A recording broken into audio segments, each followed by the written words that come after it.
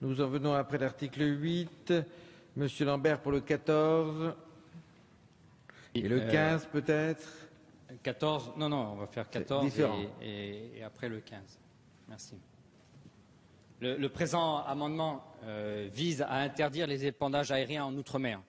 Il nous semble absolument nécessaire d'intégrer les spécificités de ces territoires. Et le mode d'épandage aérien de pesticides est une menace pour la santé des habitants des territoires ultramarins, peut-être et très certainement bien plus que sur des territoires continentaux. Mais également un impact sur la faune et la flore, vous vous en doutez, faune et flore riche, une biodiversité rare qu'il faut absolument protéger. Le principe de précaution n'étant pas appliqué en ce qui concerne ce mode d'épandage, vous le savez bien, et il est nécessaire de les interdire formellement pour éviter une autre catastrophe sanitaire cumulée à celle du chlordécone que malheureusement nous subissons aujourd'hui. Donc il nous semble absolument indispensable de déjà introduire une nouvelle dimension dans le développement de nos territoires outre-mer. Merci. Madame la rapporteure. Alors sur le fond, un avis défavorable. Je souhaite rappeler que les dérogations qui sont prévues à l'article L 253.8 sont très strictes. L'épandage aérien est autorisé lorsqu'un danger menaçant les végétaux, les animaux ou la santé publique ne peut être maîtrisé par d'autres moyens ou si ce type d'épandage présente des avantages manifestes pour la santé et l'environnement par rapport à une application terrestre. En somme, l'adoption de cet amendement conduirait soit à laisser mourir la faune ou la flore ou à faire porter un risque majeur aux populations du point de vue de la santé publique sans rien faire. Merci. Monsieur le Président, Mesdames et Messieurs les députés, sur l'épandage aérien, la philosophie et l'action du gouvernement a été fixée ici même par le ministre de l'Agriculture en charge de ces questions en réponse à une question d'un de vos collègues. Le gouvernement n'est pas si j'ose dire, favorable à l'épandage aérien, mais dans l'état actuel des connaissances, nous sommes bien obligés de faire avec, pour parler simple. Qu'est-ce qui s'est passé en Martinique et en Guadeloupe? Il y a eu 2 ordonnances du tribunal administratif. Une première à Basse-Terre, qui a décidé que l'arrêté préfectoral doit être suspendu parce qu'on n'a pas, si j'ose dire, fait une expérimentation et soumis l'huile banol, le banol, à une analyse spécifique. Ils ont donc décidé de suspendre l'arrêté. Nous prétendons, le gouvernement prétend qu'il y a là une erreur de droit et que c'est sans fondement juridique. En Martinique, c'est tout à fait différent. Il y a une suspension de l'arrêté préfectoral qui est par ailleurs d'ailleurs validé dans ses fondements, mais dans les seules dispositions qui autorisent l'usage de l'huile banol, en attendant les conclusions de l'étude actuelle sur le banol conduite par l'ANSES. Cette étude sera remise très bientôt à la fin du mois d'octobre. Quelle est la position du gouvernement? C'est premièrement de respecter la décision des tribunaux. Nous rapporterons les 2 arrêtés préfectoraux, mais nous ferons reprendre notre arrêté excluant le banol. Il faudra donc trouver, en Guadeloupe, mais en Martinique également, puisqu'il y a quoi dans la bouillie? Il y a un fongicide qui est mélangé au banol. Ça fait une bouillie et c'est répandu, si j'ose dire, sur la canopée de la banane. C'est un fixateur, c'est un liant, c'est un adjuvant. Eh bien, dans le nouvel arrêté qui sera pris, même si la recherche n'est pas tout à fait au point sur un autre adjuvant, ce sera probablement peut-être de l'eau. Mais au lieu de faire 10 passages, il y aura peut-être 15 passages. Nous savons que les fongicides et le banol ne sont pas toxiques au moment où je vous parle. Les études qui sont en notre possession, donc en connaissance, ce n'est pas toxique. Il y a eu des autorisations de mise en marché, des études ont été faites sur les fongicides. Qu'il n'y ait pas eu d'études et d'expérimentation spécifiques sur le banol, j'en conviens. Nous respecterons donc les tribunaux, mais nous reprendrons un arrêté préfectoral pour exclure le banol tant que l'étude ne nous le prouvera pas. En revanche, dans le nouvel arrêté, c'était déjà le cas dans les anciens, nous avons durci les conditions, par exemple avec des cartes GPS qui interdisent aux abords des cours d'eau et aux abords des habitations. Ensuite, nous avons demandé aux instituts techniques de la banane d'accélérer leur expérimentation et leur recherche, notamment pour trouver un traitement terrestre. Mais on sait aujourd'hui que le traitement terrestre qui est un peu déjà au point, notamment un tracteur chenillé, muni de mâts télescopiques surplombant la canopée de la banane, eh bien, si ça peut marcher, ça a deux conséquences. Premièrement, c'est plus toxique pour le conducteur. Deuxièmement, ça privilégie les exploitations en terrain plat. Nous créons là un problème social de division entre les planteurs, entre les grandes exploitations, notamment les exploitations salariales, donc celles et ceux qui peuvent, si j'ose dire, avoir ce type de traitement terrestre, et puis les petites exploitations, c'est-à-dire les petits et moyens producteurs. Donc il y a là à évaluer, à peser, à sous-peser les conséquences d'une décision prise trop vite. J'ai eu à dire en Martinique et en Guadeloupe, aux questions qui m'étaient posées, notamment à certains militants, que nous comprenons le haut combat.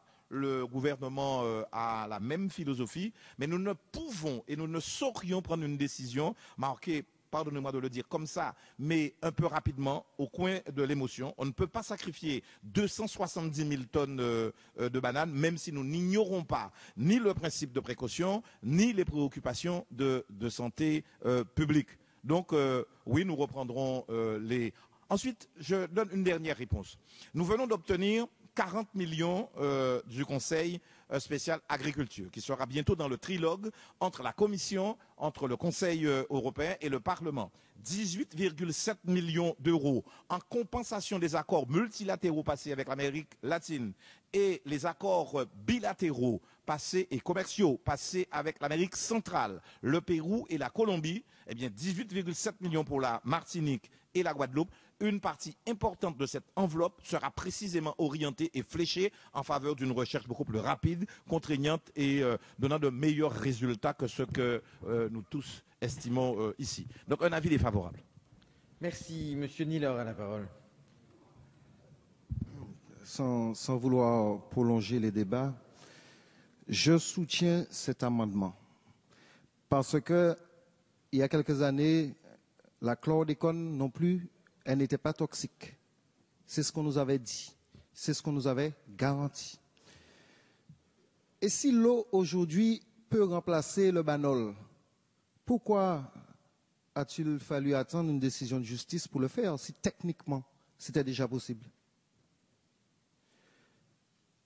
Les cartes GPS ne peuvent pas fonctionner parce que les vents ne garantissent pas que les substances empoisonnées tombent à la verticale. Loin des cours d'eau, ça ne veut rien dire parce qu'avec les bassins versants qu'il y a chez nous, aucun point de Martinique n'est éloigné d'un cours d'eau. Aujourd'hui, nos cours d'eau sont empoisonnés. La mer qui est dans notre environnement naturel, notre plus belle richesse, est empoisonnée. Les cancers se multiplient chez des gens de plus en plus jeunes. Le principe de précaution, il ne doit pas s'appliquer aux productions et aux intérêts économiques, mais il doit s'appliquer en premier lieu à la vie humaine. C'est pourquoi je soutiens, mais vraiment avec force, conviction, détermination, enthousiasme, cet amendement. Merci. Monsieur Letchimy, la parole. Oui, merci, Monsieur le Président. Oui, merci. C'est un sujet central et nous sommes en Martinique, je suppose en Guadeloupe, majoritairement contre l'épandage aérien. Mais il ne faut pas faire de confusion, que ce soit par épandage dans un avion, que ce soit à dos d'homme, ou que ce soit par sous la canopée de la banane, c'est surtout le banol qui est en question. C'est surtout le produit qui pose problème. C'est aujourd'hui, nous sommes face à une situation où on a clairement opposé à ceux qui utilisent ces produits-là, l'urgence, premièrement, de trouver d'autres techniques très rapidement, et l'urgence qu'il y a à interdire l'utilisation du banol. Et ça a été fait. C'est d'ailleurs une faute relativement grave parce qu'on aurait dû déjà avoir les certifications de validation. On n'a pas eu. Donc il y a absolument urgence de le faire. Bien sûr, nous n'allons pas voter cet amendement puisque nous avons déjà nous-mêmes en Martinique indiqué très clairement que nous sommes contre. Et d'ailleurs, on a est publié. Nous avons pris une délibération. Nous ne tolérons plus ni l'épandage aérien, ni l'utilisation du banol. Et très rapidement. Merci. Je mets aux voix l'amendement 14 qui fait l'objet d'avis défavorable de la Commission et du gouvernement. Qui est pour? Contre? Il est rejeté. Monsieur Lambert pour le 15. Dommage que je n'ai pas pu finir d'exposer sur l'amendement précédent. L'amendement numéro 15, j'espère que nous serons plus entendus, parce que c'est un amendement qui porte sur la santé, tout comme l'amendement précédent, mais cette fois-ci sur les produits alimentaires mis à disposition des populations d'outre-mer. En outre-mer, trop souvent, nous voyons des produits alimentaires de consommation courante avec une concentration de sucre très supérieure aux mêmes produits de la même marque vendus en France hexagonale, en métropole. Cette pratique est inadmissible et aucun argument objectif ne le justifie. Et ça a des effets indirects sur la santé des ultramarins, qui sont, je le rappelle, et c'est une chance pour notre pays, 25% d'enfants et d'adolescents. Une grande partie de la population ultramarine est touchée par des problèmes de surcharge pondérale. Cet amendement propose donc d'interdire le fait, pour un produit alimentaire de consommation courante destiné à être vendu en outre-mer, de contenir davantage de sucre que le même produit de même marque vendu en France hexagonale. Merci. Merci, Madame le rapporteur. Le 15. Alors sur cet amendement, d'abord c'est un sujet que nous partageons bien sûr, c'est un gros problème de santé publique depuis de nombreuses années. Nous avons des taux de prévalence de diabète qui sont très importants dans les DOM, 7,3 ou 8,8 alors que le même taux est de 4 en métropole. Donc c'est un vrai problème et en plus une apparition très précoce dans nos territoires.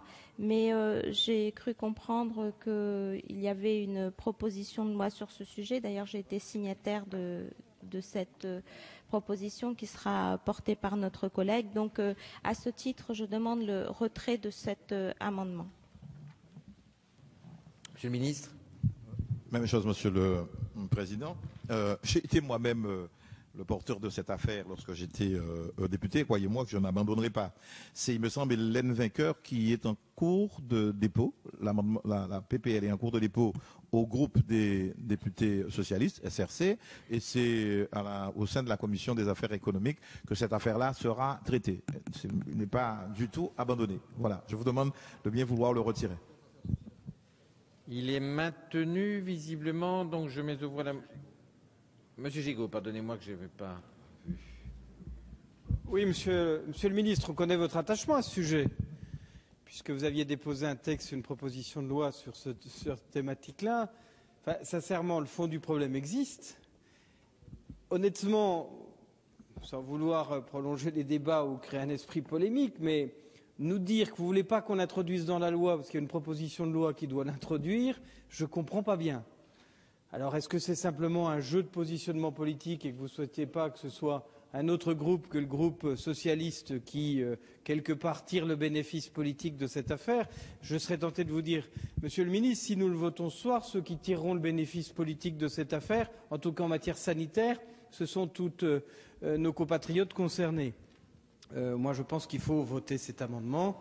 Vous aviez vous-même déposé une proposition de loi qui disait exactement la même chose et ne pas attendre une éventuelle proposition, même si elle émane du groupe socialiste, qui serait dans une éventuelle niche qui va nous reporter à des délais longs pour voter exactement la même chose. Nous votons la loi. Si on est tous d'accord sur ce texte-là, votons-le ce soir. Et je crois qu'on aura fait des progrès dans une loi qui, de ce fait, deviendra de plus en plus consensuelle. Monsieur Lambert, très brièvement, s'il le veut bien. Oui, nous n'allons pas retirer cet amendement, d'autant plus que je crois, maintenant que j'ai compris qu'il y avait une proposition de loi qui allait dans le sens, eh bien, ça serait un excellent marchepied sur cette proposition de loi. Ça serait un signal fort qui serait envoyé dès ce soir et sans attendre la proposition de loi qui arrive. Donc oui, je la maintiens 200 fois, je la maintiens cette proposition d'amendement. Merci. Je mets aux voix l'amendement 15, avis défavorable de la Commission et du gouvernement, qui est pour.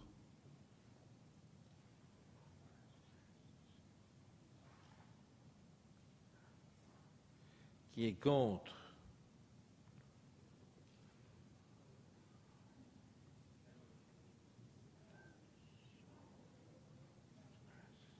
Il est rejeté.